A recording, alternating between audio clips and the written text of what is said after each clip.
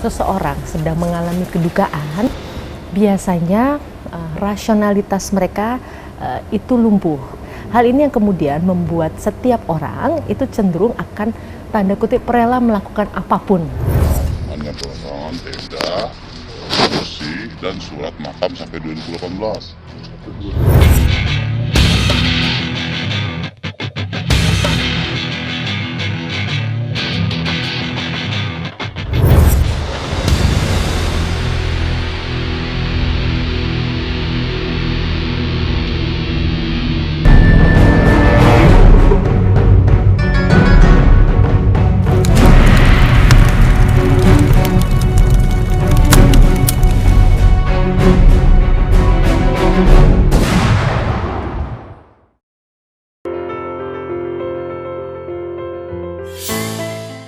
Kematian merupakan akhir dari kehidupan manusia. Ketika ajal telah tiba, jasad yang sudah tidak bernyawa harus menghuni sebidang tanah untuk tempat peristirahatannya yang terakhir. Namun apa daya, ketersediaan lahan yang terbatas membuat ahli waris kesulitan mencari sebidang tanah untuk pemakaman. Ahli waris bahkan rela melakukan apa saja demi mendapatkan tempat untuk menguburkan jasad orang yang mereka cintai. Sayangnya, suasana duka ini dimanfaatkan oleh sebagian orang untuk mendapatkan keuntungan pribadi. Lahan pemakaman seluas 2 kali 1 meter diperjualbelikan secara ilegal dengan harga yang cukup mahal. Nah, oleh karenanya, yang menarik dari praktek-praktek pungli dalam hal kaitannya dengan kuburan, pertama, ketika seseorang sedang mengalami kedukaan, biasanya rasionalitas mereka itu lumpuh, sehingga rasa emosi itu akan menguasai sang individu. Hal ini yang kemudian membuat setiap orang itu cenderung akan tanda kutip rela melakukan apapun. Itu tadi karena apa? Mereka sedang diliputi kesedihan, ketakutan, dan sebagainya. Nah, namun apa yang menarik dari pelaksanaan atau praktek-praktek pungli ini? Ini menunjukkan bahwa ketidakmampuan negara untuk melakukan tanda kutip pendataan yang serius terhadap warga negaranya.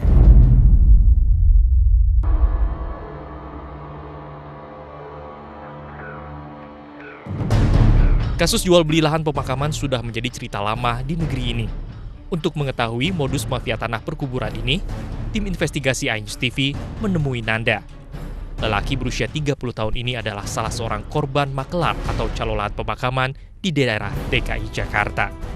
Nanda bisa mendapatkan lahan untuk menguburkan jasad orang tuanya setelah dibantu oleh seorang calo yang berada di salah satu lokasi tempat pemakaman umum di Jakarta. Untuk proses awalnya itu kita coba cari-cari informasi ya. Kita cari-cari informasi mulai dari kita browsing-browsing, terus kita coba nanya ke relasi-relasi, sampai pada akhirnya kita mendatangi tempat-tempat TPU tersebut. Saya dapat tempat itu salah satunya di Tanah. Ada beberapa juga sih sebenarnya saya juga dapat. Cuma rata-rata itu TPU-TPU-nya ya TPU lama gitu. Karena kalau jika sudah ke TPU yang baru itu nominalnya sudah tidak masuk. Sudah tidak wajar lah. Dari sendiri sebenarnya kemarin kita sempat pada rancu ya, karena ada beberapa harga yang ditawarkan ke kita. Tapi pada kasarnya itu nominalnya sekitar 2 hingga 4 jutaan.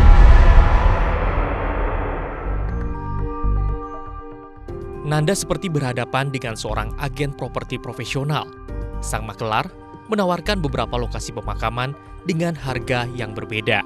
Kalau untuk pemilihan pemakaman itu kita dikasih tahu lahan-lahan mana saja yang masih kosong sejujurnya. Dari situ kita juga memilih. Cuma ternyata dari pilihan kita itu harganya berubah-berubah tergantung sama tempatnya juga.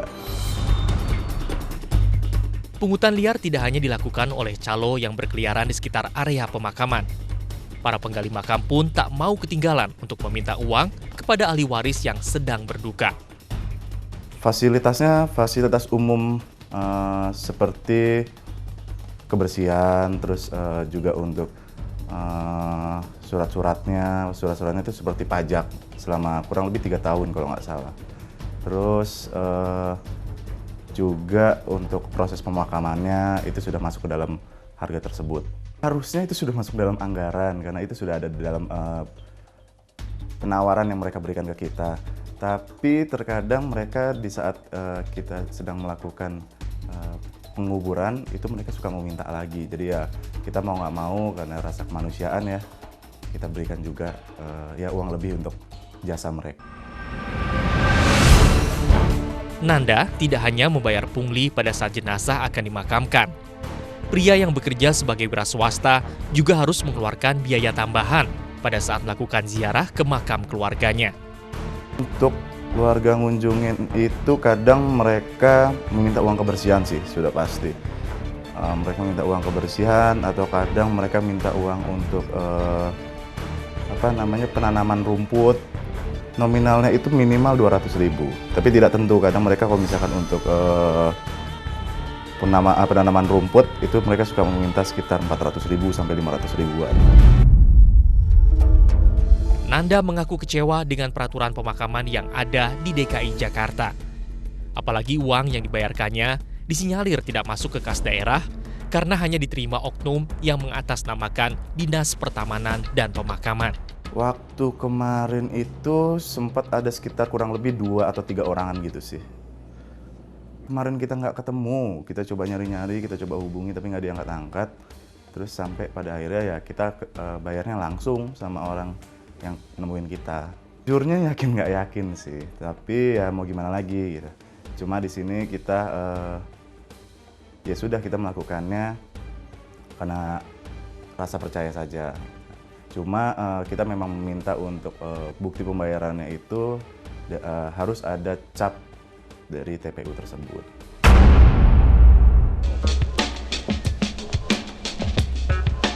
Tarif retribusi pemakaman resmi di DKI Jakarta tercantum dalam pasal 11 Peraturan Daerah Nomor 1 Tahun 2006 tentang retribusi daerah. Pemerintah DKI Jakarta menetapkan sewa tanah makam untuk jangka waktu 3 tahun. Pada blok AA1 sebesar Rp100.000, blok AA2 sebesar Rp80.000, blok A1 sebesar Rp60.000, blok A2 sebesar Rp40.000, dan blok A3 sebesar Rp0. Pemerintah DKI Jakarta bahkan harus memberikan subsidi biaya pengurusan pemakaman bagi warga yang tidak mampu. Subsidi ini diberikan mulai pengadaan kain kafan, ambulan, sampai ke liang lahat. Bisnis jual beli lahan pemakaman seringkali ditemui di TPU milik pemerintah. Bagaimana para makelar ini meraup keuntungan di saat ahli waris dan berduka? Saksikan di Bongkar Perkara selanjutnya. Paket 4,5. 4,5 itu Ya. dapat apa aja Bang? 4,5 kalau boleh tahu. Tenda, Tenda, kursi, rumput, batu nisan putih. oh, Kalau misalnya di sana nggak dapat papan, kita bisa menyiapkan papan.